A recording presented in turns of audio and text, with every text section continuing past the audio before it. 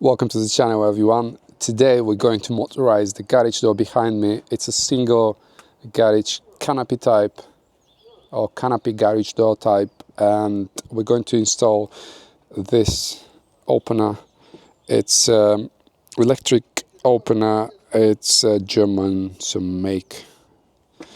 Let's just see if we could read it that way. SCHARTEC. Comes with a couple of remotes, and I've installed a few of them before. I'm happy with the quality, so in this case I just thought we're going to go with the same make.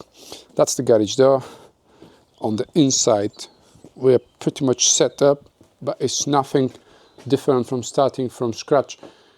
So I'm going to use the same rails because the belt inside works. Everything is just as new, so I'm only going to replace the motor, which is that one. It's faulty, it doesn't work anymore, so we're going to get rid of it and we're going to make the door work again. Stick around, guys, we're gonna have fun. So that's all done now. We've got the electric door opener installed. I'll just show you how we did it. Basically, I'll just from the camera. So I used the same rail. It was absolutely pointless to take it off. As you said, the belt is absolutely fine, works. So I just unbolted the head, the motor head, and fixed it to the old rail. So that's there, and basically everything was working before, so let's see if it's gonna work now. We've got the remote control right here. Got a couple of them.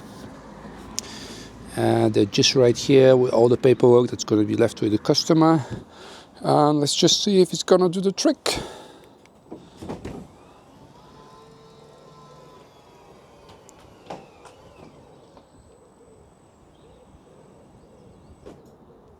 Not bad.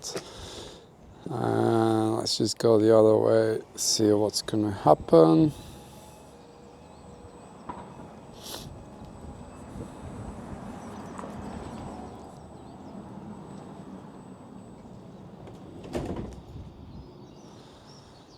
Happy with that.